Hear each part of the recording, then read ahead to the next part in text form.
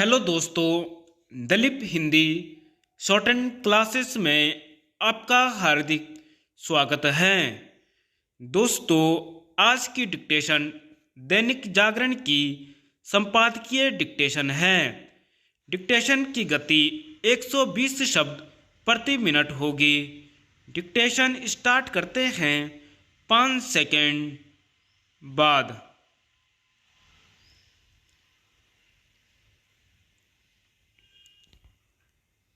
Medical कॉलेजों में फर्जीवाड़ा। राष्ट्रीय चिकित्सा आयोग की ओर से दी गई यह जानकारी चिंतित करने वाली है कि अनेक मेडिकल कॉलेजों में दिखावटी फैकल्टी हैं। यह तो एक तरह का फर्जीवाड़ा है। इस फर्जीवाड़े को उजागर करना ही पर्याप्त नहीं, इसके लिए दोषी मेडिकल कॉलेजों के प्रबंध तंत्र के खिलाफ कठोर कार्रवाई भी करनी होगी, क्योंकि मेडिकल कॉलेजों में पठन पाठन की गुणवत्ता से कोई भी समझौता स्वीकार्य नहीं। यह ठीक है कि पिछले कुछ वर्षों में देश में तेजी के साथ सरकारी और निजी क्षेत्र में मेडिकल कॉलेज खुले हैं, लेकिन राष्ट्रीय चिकित्सा आयोग का मूल्यांकन यही बताता है कि उनके संचालन में मानकों की अनदेखी की जा रही है। राष्ट्रीय चिकित्सा आयोग का यह निष्कर्ष चकित करने वाला है कि लगभग सभी मेडिकल कॉलेज 50% उपस्थिति की अनिवार्यता भी पूरी नहीं करते।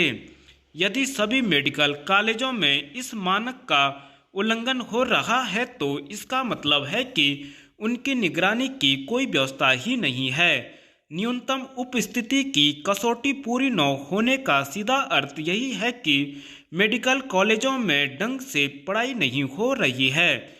यह सही है कि हाल ही में राष्ट्रीय चिकित्सा आयोग ने यह घोषणा की कि उसके नियमों का पालन करने में विफल रहने वाले मेडिकल कॉलेजों पर 1 करोड़ रुपए तक का जुर्माना लगाया जा सकता है, लेकिन केवल जुर्माने से बात बनने की उम्मीद इसलिए नहीं है क्योंकि यह पहली बार नहीं है जब यह सच सामने आया हो कि अधिकांश मेडिकल कॉलेज तय मानकों की अनदेखी करने में लगे हुए हैं।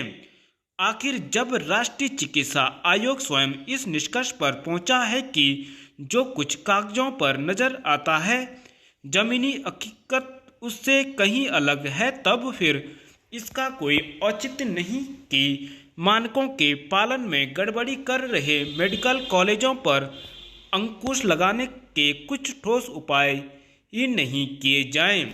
यह इसलिए आवश्यक है क्योंकि अनेक मेडिकल कॉलेज आयोग की चेतावनी के बावजूद सुधार के बाद तैयार नहीं हैं। मेडिकल कॉलेजों की गुणवत्ता में सुधार और उनकी व्यवस्था पर निगरानी रखने के लिए राष्ट्रीय चिकित्सा आयोग ने जो एक नियंत्रण प्रणाली स्थापित की है उसे और सजग सक्रिय होना होगा।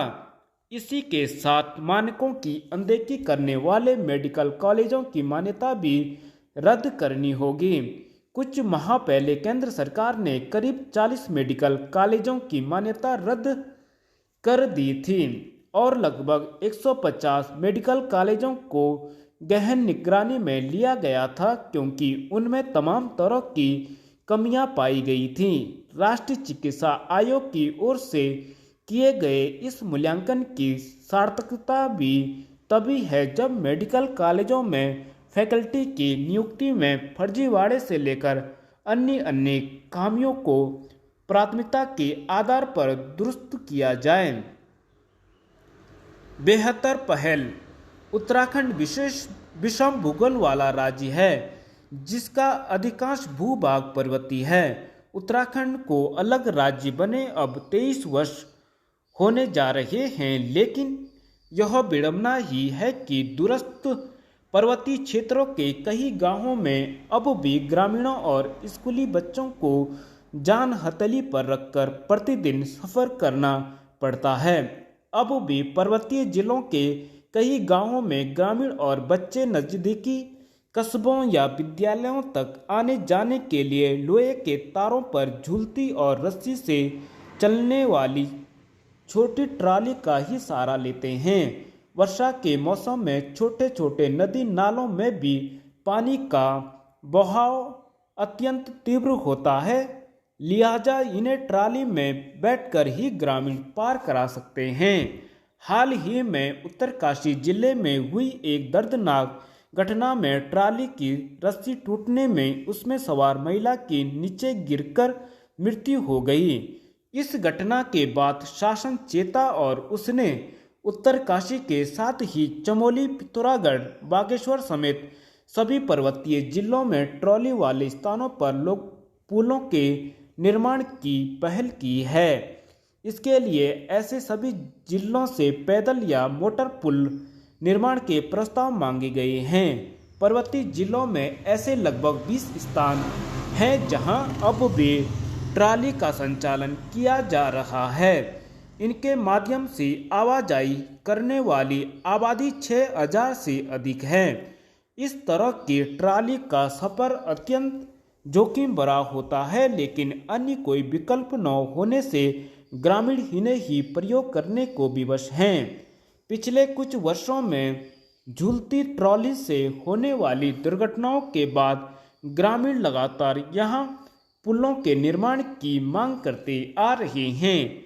अब शासन स्तर से इस दिशा में वही पहल ने उम्मीद जताई है कि जल्द ही ग्रामीणों को सांस थाम देने वाली ट्रालियों के स्थान पर पुलों की सुविधा उपलब्ध हो जाएगी।